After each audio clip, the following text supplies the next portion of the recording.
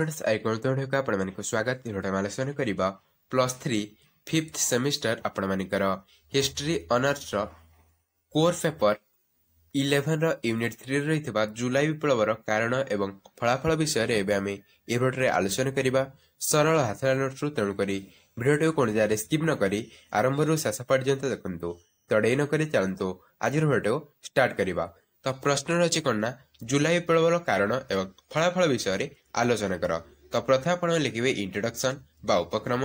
Introduction आप लिखे 1815 मसीह रही भिएना सम्मेलन अनुଯାयी फ्रांस रे पूर्व राजवंशर पुनः प्रतिष्ठा होइथिला एवं 1815 रु 1824 मसीहा जाए अष्टादश लुई फ्रांस रा सम्राट थिले।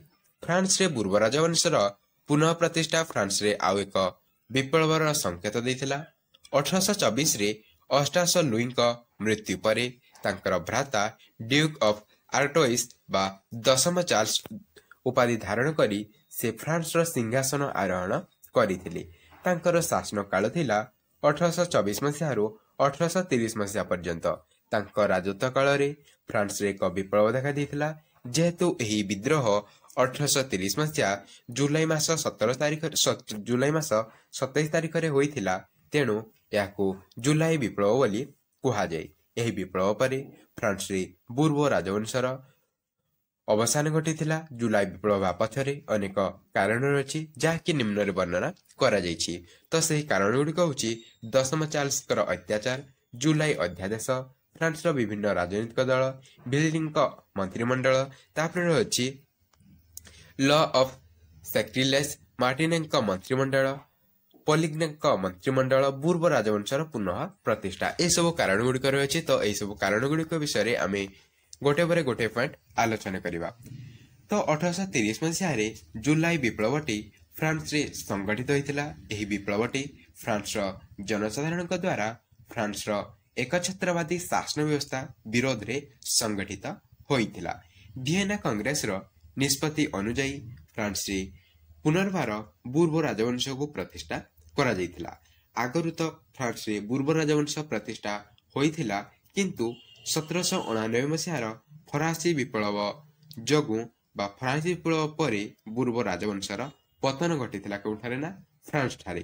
किंतु जेतेबेले वियना कांग्रेस सम्मेलन होइथिला सेथिरे वियना कांग्रेस निष्पत्ति नेला जे पुनर्बार फ्रांस रे सही पूर्व राजवंश को प्रतिष्ठा करिवा पाई।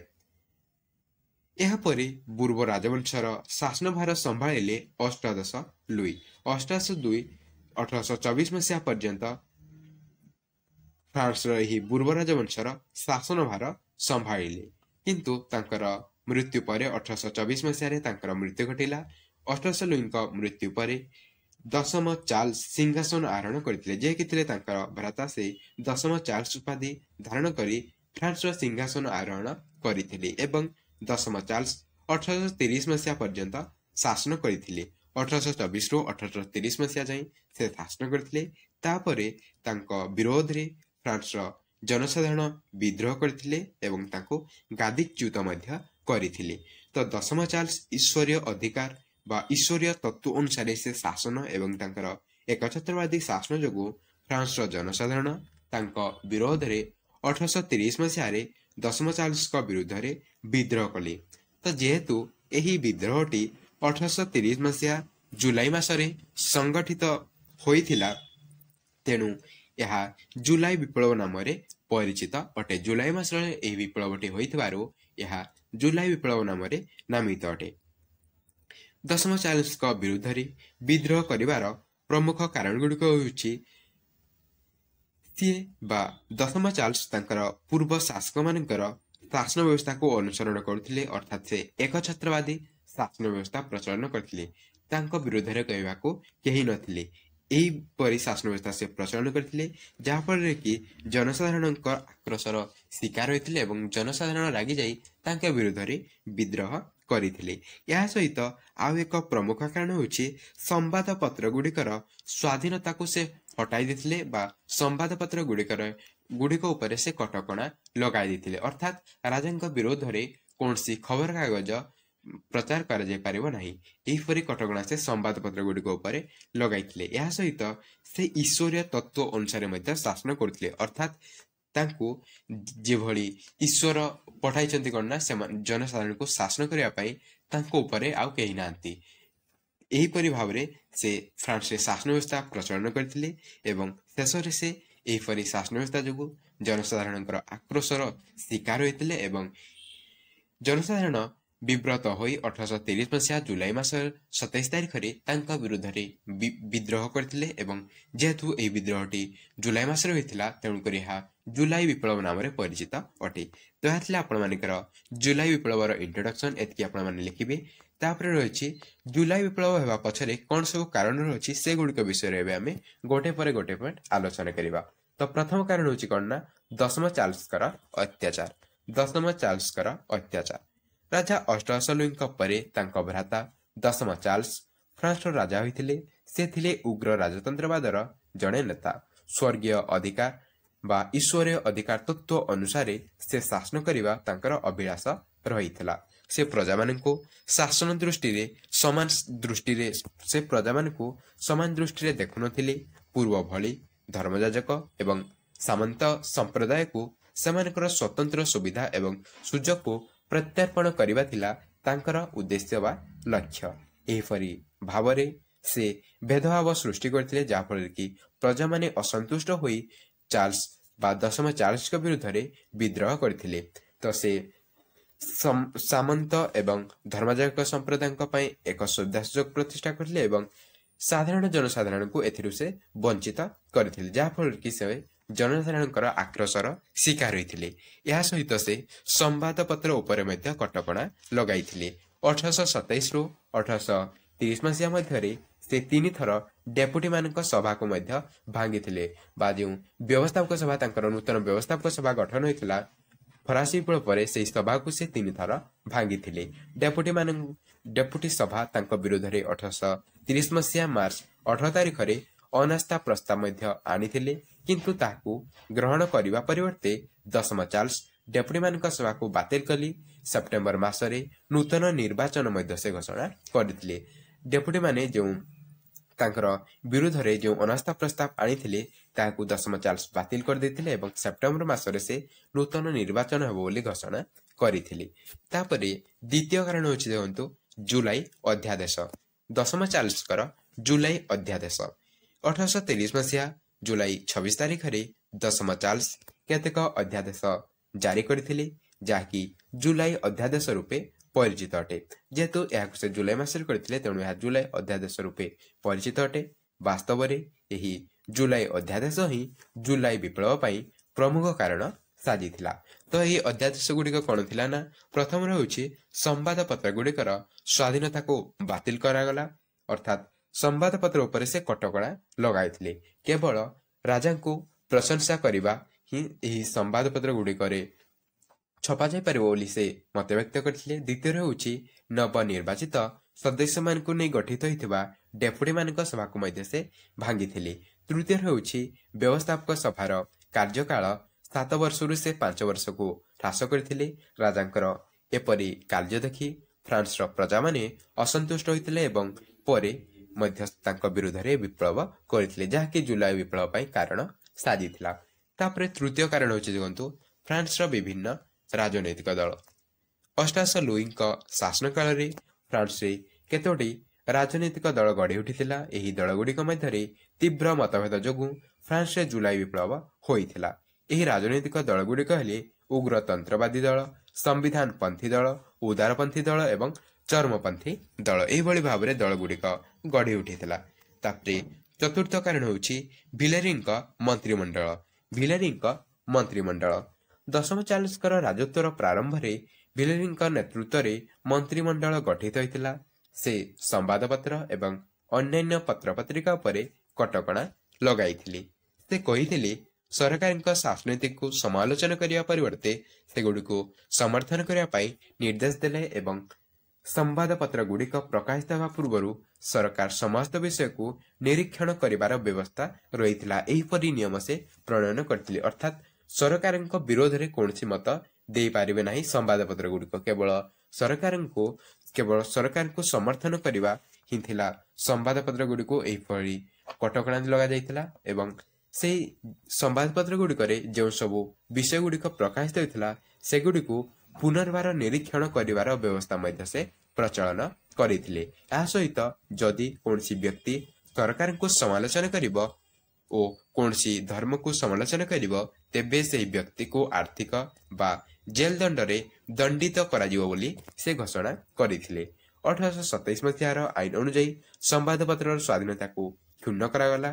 तेणु राजांकर एपरी कार्यकलाप देखि प्रजा माने क्रोधित होले एवं शेष से विद्रोह बा विप्लव करने को बाध्य होइथिले, जहाँकि एही जुलाई विप्लव पाई कारण साजिथिला। तापरे पंचम कारण होछि देखंतु law of sacrilege. Law of sacrilege France Raja 10 Charles और तांकर प्रधानमंत्री विलेरी फ्रांस रे कैथोलिक धर्म को पुनः प्रतिष्ठा करने पाई उद्यम करथिले। तेणु 1825 मसीह एक आईन प्रणयन करा जायतिला जाकी लॉ ऑफ सैक्रिलेज नाम नामित अटे। यही आईन अनुଯାयी शिक्षा विभाग दायित्व चर्च को दिगला एवं स्थानीय विश्वमान तत्वावधान में विश्वविद्यालय मान मध्य अवस्थापित होइथिला। यही आईन अनुଯାयी कौन सी व्यक्ति जदि चर्च विरोध में जीव ताहले ताको कठोर दंड दिया जीव। आउ मध्य यही आईन अनुसार धर्म संबंधी अनुष्ठान रे चोरी डकायती हेले एवं पवित्र पात्र गुड़ी को अपवित्र करागला जदि अपराधी को मृत्युदंड देवार व्यवस्था मध्य रहिथिला एही लॉ ऑफ सैक्रिलेज आईन अनुसार। एहीपरि आईन देखि लोकमानक मध्यरे तिक्तता देखादेला जाकी जुलाई विप्लव पाई कारण साजिथिला। तापरे षष्ठ कारण होछि मार्टिनेक मंत्रिमंडल। नवगठित व्यवस्थापक सभा रे फरासी विप्लव पर जो नवगठित व्यवस्थापक सभा गठित होइथिला ସେହି ସଭାରେ ଉଦାରପନ୍ଥୀ ବା ମେଡରେଷ୍ଟ ଦଳ ସଂଖ୍ୟା ଗରିଷ୍ଠତା ଲାଭ କରିବାରୁ ମାର୍ଟିନେକ୍ ମନ୍ତ୍ରିମଣ୍ଡଳ ଗଠନ କଲେ। ମାର୍ଟିନେକ୍ଙ୍କ ବିଶେଷ ଶାସନଗତ ଦକ୍ଷତା ବା ଅଭିଜ୍ଞତା ନଥିଲା। ସେ ଅଲ୍ଟ୍ରା ରୟାଲିଷ୍ଟ ଏବଂ ମଡେରେଷ୍ଟ ମଧ୍ୟରେ ସୁସମ୍ପର୍କ ପ୍ରତିଷ୍ଠା କରିବାକୁ ଉଦ୍ୟମ କରିଥିଲେ। ଏହା ସହିତ ମାର୍ଟିନେକ୍ ସମ୍ବାଦପତ୍ର ଗୁଡ଼ିକ ଉପରୁ କଟକଣା ଉଠାଇବା ସଙ୍ଗେ ସଙ୍ଗେ ଚର୍ଚ୍ଚକୁ ଶିକ୍ଷା ପରିଚାଳନା ଦାୟିତ୍ୱରୁ ବାହାର କରିଦେଇଥିଲେ। ଯେତେବେଳେ ସେ ଏହି ସମ୍ବାଦପତ୍ର ଗୁଡ଼ିକ ଉପରୁ କଟକଣା ଯେଉଁ ଲଗେଇଥିଲେ 10 ଚାର୍ଲ୍ସ ସେ ଏହାକୁ ଉଚ୍ଛେଦ କରିଥିଲେ ଏବଂ ତାଙ୍କୁ ସମ୍ବାଦପତ୍ର ଗୁଡ଼ିକୁ ସ୍ୱାଧୀନତା ସେ ଦେଇଥିଲେ ଏବଂ ଚର୍ଚ୍ଚକୁ ଯେଉଁ ଶିକ୍ଷା ପରିଚାଳନା ଦାୟିତ୍ୱ ଦିଆଯାଇଥିଲା ତାହାକୁ ସେ ମଧ୍ୟ ଉଚ୍ଛେଦ କରିଥିଲେ। ତେଣୁ ରାଜା 10 ଚାର୍ଲ୍ସ ତାଙ୍କୁ 1817 ଖ୍ରୀଷ୍ଟାବ୍ଦରେ ଜୁଲାଇ ମାସରେ ତାଙ୍କୁ ମନ୍ତ୍ରୀ ପଦରୁ ବହିଷ୍କାର କରିଥିଲେ। ତେଣୁ 10 ଚାର୍ଲ୍ସଙ୍କର ଏପରି କାର୍ଯ୍ୟକଳାପ ଦେଖି जनसाधारण क्रोधित होते एवं शेष में विरुद्ध विप्लव करने से निष्पत्ति नहीं। तापर सप्तम कारण हूँ पॉलिग्नेक मंत्रिमंडल। 10 चार्ल्स प्रधानमंत्री थिले पॉलिग्नेक। से थिले प्रतिक्रियाशील नीतिर दृढ़ समर्थक। तांकर मुख्य उद्देश्य थिला तत्कालीन सामाजिक अवस्थार पुनर्गठन करी राज्यर समस्त व्यापार रे धर्मजाजक मानकर प्रभुत्व प्रतिष्ठा करिबा, जहा फल फरासी माने प्रतिक्रिया प्रकाश करिथिले। तापर आसला अष्टम कारण बूर्बो राजवंशर पुनः प्रतिष्ठा। वियेना सम्मेलन अनुଯାयी पुनर्बार फ्रांस रे बूर्बो राजवंश प्रतिष्ठित होइथिला। एही राजवंशर राजा माने स्वेच्छाचारी थिले, जहा फल लोक माने विद्रोह करथिले, जाकी विप्लव रूप नेइथिला। बूर्बो राजवंशर प्रतिष्ठा होछि एही विप्लव पाई मुख्य कारण। तापर आसला जुलाई विप्लवर फलाफल। यह तो थिला जुलाई विप्लवर कारण गुड़िक। एवं देखा जुलाई विप्लवर फलाफल कौन थिला। तो प्रथम पॉइंट यही विप्लव फ्रांस रे थिबा बूर्बो राजवंशर पतन करिथिला। परवर्ती समय रे फ्रांस रे ऑर्लियंस राजवंशर लुई फिलिप सिंहासन आरोहण करथिले। तो यार प्रथम फलाफल होछि कोन बूर्बो राजवंशर पतन घटिथिला। तापर द्वितीय होछि 1814 सनंदरे केतक परिवर्तन करागला। यार चतुर्दश धारे थिबा राजांकर स्वतंत्र क्षमता को लोप करागला। तापरे तृतीय होछि राजा व्यवस्थापक सभा प्रति अनुरक्त रहिबे बोली कुआगला। चतुर्थ होछि संवादपत्र उपरे थिबा कटकणा को उठागला एवं सेमानक स्वाधीनता प्रदान करागला। पंचम होछि भोटर मानक बयस 40 रु 30 को मध्य ह्रास करागला। 6 नंबर ହେଉଛି କ୍ୟାଥୋଲିକ ଧର୍ମ ଆଉ ଫ୍ରାନ୍ସର ରାଷ୍ଟ୍ରୀୟ ଧର୍ମ ନ ହୋଇ ସଂଖ୍ୟାଧିକ ଫରାସୀ ଧର୍ମ ରୂପେ ମାନ୍ୟତା ପାଇଲା। ତାପରେ 7ରେ ହେଉଛି ଶିକ୍ଷା ଆଉ ଧର୍ମଯାଜକମାନଙ୍କ ହାତରେ ନ ରହି ରାଜ୍ୟ ଅଧୀନରେ ରହିଲା। ଶିକ୍ଷାକୁ ଯେଉଁ ଚର୍ଚ୍ଚ ହାତରେ ଟେକି ଦିଆଯାଇଥିଲା ତାହା ରାଜ୍ୟ ଅଧୀନରେ ରହିଥିଲା ଏହି ଜୁଲାଇ ବିପ୍ଳବର ଫଳାଫଳ ପରେ। ଏବଂ 8ରେ ହେଉଛି ପ୍ରତ୍ୟେକ ଅଞ୍ଚଳରେ ସରକାରୀ ବିଦ୍ୟାଳୟମାନ ମଧ୍ୟ ପ୍ରତିଷ୍ଠା ହେଲା। 9ରେ ହେଉଛି ଜୁଲାଇ ବିପ୍ଳବ ଫଳରେ ଜନସାଧାରଣମାନଙ୍କର ସାର୍ବଭୌମ କ୍ଷମତା ପୁନଃ ପ୍ରତିଷ୍ଠିତ ହୋଇଥିଲା। 10ରେ ହେଉଛି ବିପ୍ଳବ ପୂର୍ବରୁ 300 ଫ୍ରାଙ୍କ ପ୍ରତ୍ୟକ୍ଷ କରାଯାଉଥିବା ବ୍ୟକ୍ତିଙ୍କୁ ଭୋଟ ଅଧିକାର ଦିଆଯାଇଥିଲା, କିନ୍ତୁ ଏହାର ପରିମାଣ ପରେ 100 ଫ୍ରାଙ୍କକୁ ହ୍ରାସ କରାଗଲା। ଏବଂ 11ରେ ହେଉଛି ଏହି ବିପ୍ଳବର ପ୍ରଭାବ Belgium, Poland, Germany, Italy, England, Switzerland, Portugal, Spain ଆଦି ଦେଶରେ ପଡ଼ିଥିଲା। ତ ଏହି ପ୍ରଭାବ ଗୁଡ଼ିକ ବିଷୟରେ ମଧ୍ୟ ଏବେ ଆମେ ଆଲୋଚନା କରିବା। ଜୁଲାଇ ବିପ୍ଳବର ପ୍ରଭାବ କେଉଁ କେଉଁ ଦେଶଗୁଡ଼ିକ ଉପରେ ପଡ଼ିଥିଲା ସେ ବିଷୟରେ ଏବେ ଆମେ ଆଲୋଚନା କରିବା। ତ ପ୍ରଥମେ ଆଲୋଚନା କରିବା ଜୁଲାଇ ବିପ୍ଳବର ପ୍ରଭାବ। ଜୁଲାଇ ବିପ୍ଳବର ପ୍ରଭାବ କେବଳ ଯେ ଫ୍ରାନ୍ସରେ ପଡ଼ିଥିଲା ତାହା ନୁହେଁ, ୟୁରୋପରେ ଥିବା ଅନ୍ୟାନ୍ୟ ଦେଶଗୁଡ଼ିକ ଉପରେ ମଧ୍ୟ ଏହି ଜୁଲାଇ ବିପ୍ଳବର ପ୍ରଭାବ ପଡ଼ିଥିଲା। ଏହି ପ୍ରସଙ୍ଗରେ ମେଟରନିଙ୍କର ଉକ୍ତି ଥିଲା, ଫ୍ରାନ୍ସକୁ ଥଣ୍ଡା ହେଲେ ସମଗ୍ର ୟୁରୋପରେ ଛିଙ୍କ ହୁଏ। ତ ଯେହେତୁ ଏହି ଜୁଲାଇ ବିପ୍ଳବର ପ୍ରଭାବ ୟୁରୋପର ଅନ୍ୟାନ୍ୟ ଦେଶଗୁଡ଼ିକରେ ମଧ୍ୟ ପଡ଼ିଥିଲା, ତେଣୁକରି ଏହି ପ୍ରସଙ୍ଗରେ ମେଟରନି କହିଥିଲେ ଯେ ଫ୍ରାନ୍ସକୁ ଥଣ୍ଡା ହେଲେ ସମଗ୍ର ୟୁରୋପରେ ଛିଙ୍କ ହୋଇଥାଏ। ତ ପ୍ରଥମେ ଆମେ ଆଲୋଚନା କରିବା ବେଲଜିୟମ ଉପରେ ଜୁଲାଇ ବିପ୍ଳବର ପ୍ରଭାବ କିପରି ପଡ଼ିଥିଲା। ତ ଜୁଲାଇ ବିପ୍ଳବର ପ୍ରଭାବ ପ୍ରଥମେ ବେଲଜିୟମ ଉପରେ ପଡ଼ିଥିଲା। 1815 ପୂର୍ବରୁ ବେଲଜିୟମ ଅଷ୍ଟ୍ରିଆ ସାମ୍ରାଜ୍ୟର ଏକ ଅଂଶବିଶେଷ ରହିଥିଲା। ମାତ୍ର ଭିଏନା ସମ୍ମିଳନୀ ବେଲଜିୟମବାସୀଙ୍କର ଇଚ୍ଛା ବିରୁଦ୍ଧରେ ଯାଇ ବେଲଜିୟମକୁ ନେଇ ହଲାଣ୍ଡ ସହ ମିଶାଇ ଦେଇ ନେଦରଲ୍ୟାଣ୍ଡ ସୃଷ୍ଟି କରିଥିଲା। ବେଲଜିୟମବାସୀ ଓ ହଲାଣ୍ଡରେ ଥିବା ଡଚମାନଙ୍କ ମଧ୍ୟରେ ବହୁ ପାର୍ଥକ୍ୟ ବା ମତଭେଦ ରହିଥିଲା। ଯେପରିକି ଡଚମାନେ ପ୍ରୋଟେଷ୍ଟାଣ୍ଟ ଥିଲାବେଳେ ବେଲଜିୟମବାସୀ ଥିଲେ କ୍ୟାଥୋଲିକ। ଡଚମାନେ କୃଷିଜୀବୀ ଏବଂ ବ୍ୟବସାୟୀ ଥିବାବେଳେ ବେଲଜିୟମବାସୀ ପଣ୍ୟ ଉତ୍ପାଦନକାରୀ ଏବଂ ଶିଳ୍ପ ପ୍ରତିଷ୍ଠାତା ରହିଥିଲେ। ପରିଶେଷରେ ଡଚମାନେ ନିଜ ଡଚ ଭାଷାକୁ ସରକାରୀ ଭାଷା ରୂପେ ମାନ୍ୟତା ଦେଲେ, ଯାହାଫଳରେ ବେଲଜିୟମବାସୀ ବିଦ୍ରୋହ କରି 1830 ମସିହା ଅକ୍ଟୋବର 4ରେ ବେଲଜିୟମକୁ ସ୍ୱତନ୍ତ୍ର ରାଜ୍ୟରେ ପରିଣତ କରିଥିଲେ ଏବଂ ଏହାର ରାଜା ଥିଲେ କିଏ ନା ଲିଓପୋଲ୍ଡ। ଏହିପରି ଭାବରେ ବେଲଜିୟମ ଉପରେ ଏହି ଜୁଲାଇ ବିପ୍ଳବର ପ୍ରଭାବ ପଡ଼ିଥିଲା। ତାପରେ ଦ୍ୱିତୀୟରେ ଆମେ ଦେଖିବା ପୋଲାଣ୍ଡ ଉପରେ ଜୁଲାଇ ବିପ୍ଳବର ପ୍ରଭାବ।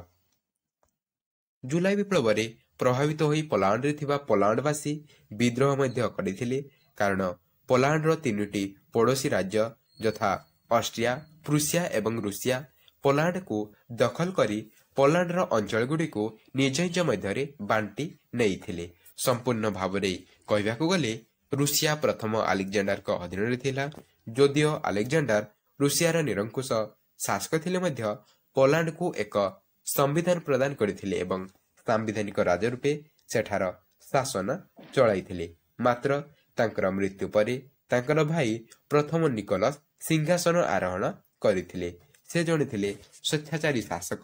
ତାଙ୍କର ନିରଙ୍କୁଶ ଶାସନ ଫଳରେ ପୋଲାଣ୍ଡର ଅଧିବାସୀମାନେ 1831ରେ ୱାର୍ସୋଠାରେ ବିଦ୍ରୋହ ଆରମ୍ଭ କରିଥିଲେ। ମାତ୍ର ପ୍ରଥମ ନିକୋଲାସ ତାହାକୁ ଦମନ କରିଥିଲେ। ପରେ ପରେ ପୋଲାଣ୍ଡକୁ ରୁଷିଆ ସାମ୍ରାଜ୍ୟଭୁକ୍ତ କରାଇ ଏକ ପ୍ରଦେଶରେ ପରିଣତ କରିଥିଲେ। ପୋଲିଶ ଭାଷା ବଦଳରେ ରୁଷୀୟ ଭାଷା ସେଠାରେ ପ୍ରଚଳନ କରାଗଲା। ପୋଲାଣ୍ଡରେ କ୍ୟାଥୋଲିକ ଧର୍ମ ବଦଳରେ ଖ୍ରୀଷ୍ଟ ଧର୍ମ ସ୍ଥାନ ପାଇଲା। କେତେକ ବିଦ୍ରୋହୀଙ୍କୁ ମୃତ୍ୟୁଦଣ୍ଡ ମଧ୍ୟ ଦିଆଯାଇଥିଲା। ଏହା ସହିତ ଅନେକଙ୍କୁ ସାଇବେରିଆକୁ ନିର୍ବାସିତ ମଧ୍ୟ ସେମାନେ କରିଥିଲେ। ଏହିପରି ଭାବରେ ପୋଲାଣ୍ଡର ଆନ୍ଦୋଳନକୁ ଦମନ ସେମାନେ କରିଥିଲେ। ତାପରେ ଆସିଲା ଜର୍ମାନୀ ଉପରେ ଜୁଲାଇ ବିପ୍ଳବର ପ୍ରଭାବ। ଜୁଲାଇ ବିପ୍ଳବର ପ୍ରଭାବ ଜର୍ମାନୀ ଉପରେ ମଧ୍ୟ ପଡ଼ିଥିଲା। ଉତ୍ତର ଜର୍ମାନୀର କ୍ଷୁଦ୍ର ରାଜ୍ୟଗୁଡ଼ିକ ଯଥା ବ୍ରୁନ୍ସୱିକ୍, ହସ୍କେସୋଲ, ସାକ୍ସୋନି, ହାନୋଭର, ବାଡେନ ଆଦି ଜର୍ମାନୀରେ ଥିବା ଶାସକମାନଙ୍କ ଠାରୁ ସରଳ ସମ୍ବିଧାନ ପାଇଁ ଦାବି କରିଥିଲେ। ମାତ୍ର ଜର୍ମାନୀର ଶାସକ ମେଟରନିକ ଦ୍ୱାରା ଦମନ କରିଥିଲେ। ତାପରେ ଆସିଲା ଇଟାଲୀରେ ଜୁଲାଇ ବିପ୍ଳବର ପ୍ରଭାବ। ଇଟାଲୀ ଉପରେ ଜୁଲାଇ ବିପ୍ଳବର ପ୍ରଭାବ। ଜୁଲାଇ ବିପ୍ଳବ ପ୍ରଭାବ ଇଟାଲୀ ଉପରେ ମଧ୍ୟ ପଡ଼ିଥିଲା। ଇଟାଲୀରେ ଥିବା ଗୁପ୍ତ ସଂଘଗୁଡ଼ିକ ସକ୍ରିୟ ହୋଇଉଠିଲେ। ପାରମା, ମାଡେନା ଓ पोपଙ୍କ राज्ୟରେ ବିଦ୍ରୋହ ଦେଖାଯାଇଥିଲା, କିନ୍ତୁ ଅଷ୍ଟ୍ରିଆର ସୈନ୍ୟବାହିନୀର ସାହାଯ୍ୟ ଯୋଗୁଁ ବିଦ୍ରୋହର ଦମନ କରାଯାଇଥିଲା। ପରବର୍ତ୍ତୀ ସମୟରେ ଅଷ୍ଟ୍ରିଆ ପ୍ରତି ଇଟାଲୀ ଘୃଣାଭାବ ମଧ୍ୟ ପ୍ରଦର୍ଶନ କରିଥିଲା। ତାପରେ ଆସିଲା ସ୍ପେନ୍ ଉପରେ ଜୁଲାଇ ବିପ୍ଳବର ପ୍ରଭାବ। ଜୁଲାଇ ବିପ୍ଳବ ଫଳରେ ସ୍ପେନ୍ରେ ଗଣତାନ୍ତ୍ରିକ ଶାସନ ପଦ୍ଧତି ପ୍ରତିଷ୍ଠା ହୋଇଥିଲା। ଆଉ ମଧ୍ୟ ଗୋଟିଏ ଗଣ୍ଡଗୋଳ ସ୍ପେନ୍ରେ ଦେଖାଦେଇଥିଲା। ସ୍ପେନ୍ର ସିଂହାସନ ପାଇଁ ସପ୍ତମ ଫର୍ଡିନାଣ୍ଡଙ୍କ ଶିଶୁକନ୍ୟା ଇସାବେଲା ଏବଂ ଇସାବେଲାଙ୍କ ପିତୃବ୍ୟ ଦାଦା ଡନ୍ କାର୍ଲୋସଙ୍କ ମଧ୍ୟରେ କଳହ ଲାଗିଥିଲା। ସ୍ପେନ୍ର ଉଦାରପନ୍ଥୀ ଦଳ ଇସାବେଲାଙ୍କୁ ସମର୍ଥନ କଲାବେଳେ ଯାଜକ ସମ୍ପ୍ରଦାୟ ଏବଂ ସ୍ୱଚ୍ଛତନ୍ତ୍ରବାଦୀମାନେ କାର୍ଲୋସଙ୍କୁ ସମର୍ଥନ କଲେ। ପରିଶେଷରେ ଇଂଲଣ୍ଡ ଓ ଫ୍ରାନ୍ସର ସହାୟତାରେ ଇସାବେଲା ସିଂହାସନ ଆରୋହଣ କରିଥିଲେ। ତାପରେ ଆସିଲା ଇଂଲଣ୍ଡରେ ଜୁଲାଇ ବିପ୍ଳବର ପ୍ରଭାବ। ଇଂଲଣ୍ଡରେ ବିଦ୍ରୋହର ପରିବର୍ତ୍ତେ ସଂସ୍କାରମୂଳକ ଆନ୍ଦୋଳନ ଆରମ୍ଭ ହୋଇଥିଲା, ଯାହାଫଳରେ 1832 ମସିହାରେ ସଂସ୍କାର ଆଇନ ପ୍ରବର୍ତ୍ତନ କରାଯାଇଥିଲା। ତାପରେ ହେଉଛି ପର୍ତ୍ତୁଗାଲ ଉପରେ ଜୁଲାଇ ବିପ୍ଳବର ପ୍ରଭାବ। ପର୍ତ୍ତୁଗାଲର ସିଂହାସନ ପାଇବା ପାଇଁ ପ୍ରଥମ ପେଡ୍ରୋଙ୍କ କନ୍ୟା ଡୋନାମେରିଆ ଏବଂ ତାଙ୍କର କନିଷ୍ଠ ଭ୍ରାତା ଡ ମିଗେଲଙ୍କ ମଧ୍ୟରେ କଳହ ଲାଗିଥିଲା। ପରିଶେଷରେ ଇଂଲଣ୍ଡ ଏବଂ ଫ୍ରାନ୍ସର ସହାୟତାରେ ଡୋନାମେରିଆ ସିଂହାସନ ଆରୋହଣ କରିଥିଲେ। ଏହା ଥିଲା ୟୁରୋପର ବିଭିନ୍ନ ଦେଶଗୁଡ଼ିକ ଉପରେ ଏହି ଜୁଲାଇ ବିପ୍ଳବର ପ୍ରଭାବ, ଯାହାକି ଆମେ ସରଳ ଭାଷାକାନରୁ ଆଲୋଚନା କଲେ। ତ ଶେଷରେ ଆପଣମାନେ ଲେଖିବେ ଜୁଲାଇ ବିପ୍ଳବ ଯୋଗୁଁ ଫ୍ରାନ୍ସରେ ବୁର୍ବ ରାଜବଂଶର ପତନ ଘଟିଥିଲା। ତ ଆମେ ଜୁଲାଇ ବିପ୍ଳବର କାରଣ ଏବଂ ଫଳାଫଳ ଏବଂ ତାର ପ୍ରଭାବ ଗୁଡ଼ିକ ବିଷୟରେ ସରଳ ଭାଷାକାନରୁ ଆଲୋଚନା କଲେ। ତ ଏହି ପ୍ରଶ୍ନ ଆପଣମାନଙ୍କର ସେମିଷ୍ଟାର ଏକ୍ଜାମ ପାଇଁ ସିଲେକ୍ଟେଡ୍ ଲଙ୍ଗ କ୍ୱେଶ୍ଚିନ୍ ଅଟେ। ତେଣୁକରି ଆପଣମାନେ ଏହି ପ୍ରଶ୍ନକୁ ଭଲ ଭାବରେ ପଢ଼ିବେ। ତ ଭିଡ଼ିଓ ଭଲ ଲାଗିଲା ଦୂରଟେ ଲାଇକ୍ ଦେବେ ଏବଂ ସାଙ୍ଗସାଥିମାନଙ୍କ ସହ ଅଧିକରୁ ଅଧିକ ମାତ୍ରାରେ ସେୟାର କରିବେ। ତ ଦେଖା ହେବା ଆଉ ଏକ ନୂତନ ଭିଡ଼ିଓରେ। ସେ ପର୍ଯ୍ୟନ୍ତ ଜୟ ଜଗନ୍ନାଥ।